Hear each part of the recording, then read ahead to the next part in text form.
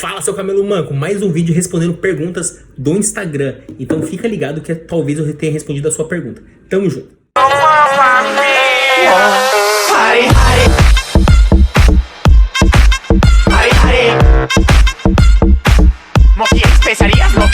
Fala, Brimoso, investidor da Zarábia, tô com o celular na mão, mais perguntas aqui, então vai ser mais um respondendo perguntas do Instagram aqui no YouTube. Tem dúvidas e quer que eu te responda? Deixa lá na caixinha no meu Instagram, então me siga lá no Instagram, @investidor.dazarábia. Vou responder, seja lá ou seja aqui. Vou trazer perguntas interessantes para ajudar vocês e também com conteúdo, é claro. Então, tamo junto. E antes de começar, já vai curtindo no vídeo aí. Clica no sininho, clica para seguir, curta o vídeo se você gostar. Não deixe de me apoiar porque isso faz toda a diferença, beleza? Então vamos lá, vamos começar aqui com as perguntas, né? Ó, pergunta muito interessante do Arthur Henrique 96. Fala, camelo manco, existe algum ETF que replica ou investe no mercado europeu? Lógico que existe, meu camelo manco.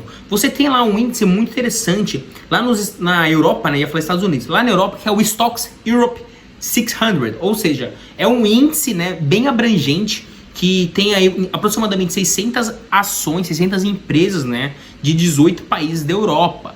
E aí você tem alguns ETFs que seguem esse índice. Então eu vou trazer para vocês algum exemplo, tá? Ó, você tem, ó, o IEUR, é um ETF, né, iShares Core MSCI Europe ETF. Ele tem uma taxa de custo aí de 0,09 somente e tem aí bastante empresas. Por ele seguir aí esse estoque 600, né? Então ele vai ter aí 600 empresas até mais, né? Então fica aí uma dica para você estudar. Se você não quiser esse daí, que o IEUR, que é um ETF que tem em torno de 1000 ações, você pode ir para o VGK, Vanguard FTSE Europe ETF. Eu tô olhando aqui com o computador, né? Porque eu não consigo memorizar todos os ETFs. Ele tem uma taxa de custo aí de 0,08 e você possui aí aproximadamente 1.295 empresas. E se você quiser um outro também, que ele também abrange bastante empresas da Europa, mas ele tem uma taxa de custo um pouquinho maior, é o iShares MSCI EMU. Eu não sei como é que fala isso aqui. If you speak slowly, okay. I understand very well. 0,51% e você tem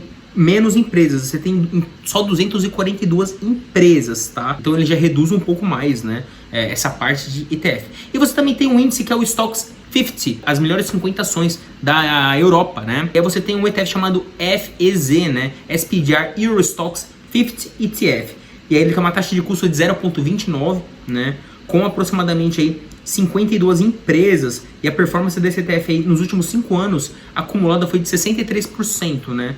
Então foi uma performance bem interessante e mais muito próxima dos outros ETFs que eu falei pra vocês aqui. Então fica aí pra você estudar, beleza? Camelo Man. Outra pergunta bem interessante aqui, ó, da Ionara. Se fosse para optar entre FII ou REIT, qual escolheria e por quê? Vamos lá, Ionara. REIT é uma empresa nos Estados Unidos que tem um funcionamento bem próximo dos fundos imobiliários no Brasil, né?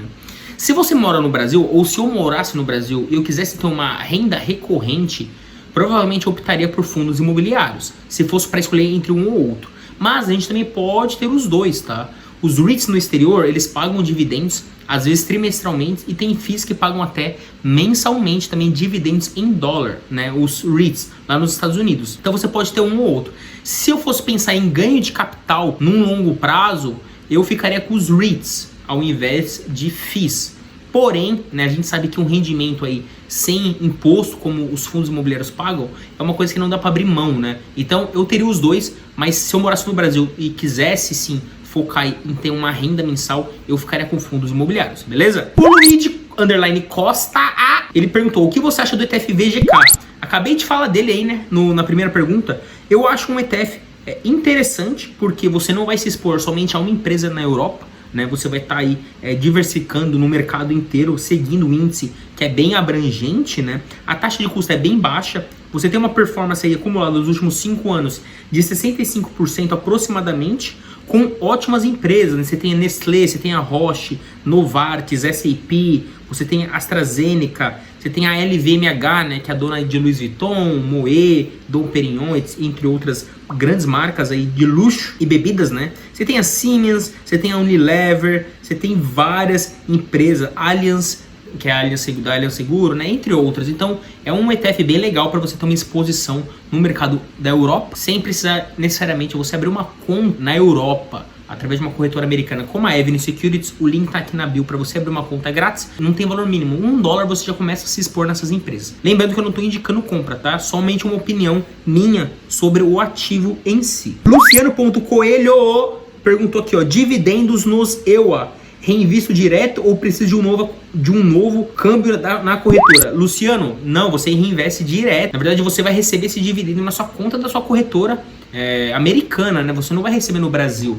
Então você já pode colocar mais dinheiro e reinvestir numa ação, num ETF, num REIT, ou até mesmo comprar somente uma fraçãozinha com aquele dividendo que você recebeu, né? Então você não precisa passar por um novo câmbio não, tá bom? O Thiago.Pedrosa falou, ETF de cripto. Na verdade, você tem aí um ETF que foi lançado recentemente, né? Que ele vai seguir aí um índice da Hashdex, né?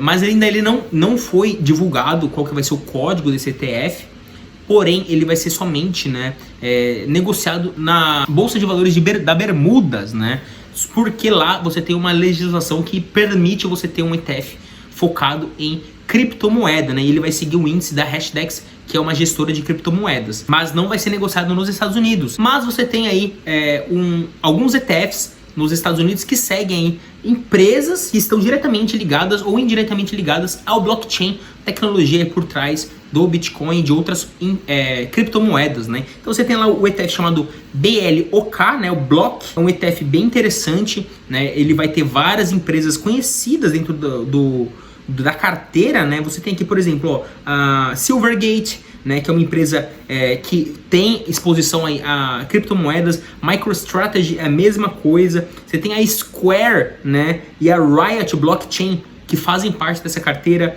PayPal Seguros também você já tem ela lá dentro do seu portfólio, entre outras empresas. Você vai ter em torno de 55 empresas, né? Então o BLOK, ele é um ETF que te dá exposição indireta, né, a empresas que possuem ou exposição direta a criptomoedas ou a tecnologia de blockchain, ok? E aí você vai pagar uma taxa de custo aí de 0,70, porque esse ETF ele é um ETF não passivo, mas sim ativo gerencialmente, né? Então o gestor ele vai estar ativamente lá mexendo no portfólio. Então é uma opção interessante para você que não quer se expor diretamente numa criptomoeda, tá? O Block é um exemplo. Um outro exemplo de um outro ETF também, que também tem um pensamento um pouco parecido, né? É o ARKW, né? É o RKW? Eu acho que é o RKW. É o RKW, né? Que é o ARK Next Generation Internet. Então ele vai estar exposto aí numa nova geração da internet com empresas que utilizam aí tecnologia, né? E a blockchain vai ser uma das empresas, um dos segmentos aí que vai estar dentro desse ETF. Empresas que estão focadas aí também em blockchain, nessa nova tecnologia, né? Você tem a Grayscale Bitcoin Trust dentro desse ARKW, né? Você tem aí novamente a PayPal dentro dele, né? Você tem a Roku, você tem empresas como Tencent dentro dele, Twitter, Zillow, Netflix, entre outros. Então ele vai ter várias empresas de vários segmentos, mas um dos segmentos aí é blockchain. Então fica aí uma outra opção para você, né, estudar o ARKW, né, mas ele tem uma taxa de custo de 0,79, então é um pouquinho elevada, né, mas a performance acaba aí falando mais alto, né, 1.160% nos últimos 5 anos o acumulado desse ETF. Então é para você ficar de olho, né. O que sabe sobre o Europe 11, o Fix_William perguntou. Fix_William, fiz um vídeo aqui falando sobre o Europe 11. Então vale a pena você assistir esse vídeo aqui, porque lá tá detalhado, né, o vídeo que eu fiz pra vocês, tá bom? Luiz Fernando Lenz, quando eu preciso declarar ou pagar imposto sobre compra de ações na Avenue? Luiz Fernando Lenz, você precisa declarar, né, os seus ativos no exterior durante o período da declaração, né, uma vez por ano, entre março a abril, você vai fazer sua declaração. Você vai declarar os ativos que você tem no exterior, né? E também no Brasil, né? Se você tem renda variável no Brasil, ações, fundos imobiliários, você também tem que declarar. Eu fiz uma playlist já aqui mostrando como declarar esses ativos. Então tá aqui, ó. É só você assistir e lá vai estar detalhado. Para você pagar, né, imposto, você tem algumas isenções nos Estados Unidos, né? Lembrando que os dividendos recebidos no exterior você já paga direto na fonte. Então você não precisa pagar aqui no Brasil, você já paga nos Estados Unidos, né? Mas você precisa seguir, né, alguns procedimentos para você declarar certinho. Então assiste a playlist que ficou bem bacana, beleza? E aí, para fechar aqui, o Davi Chonorato.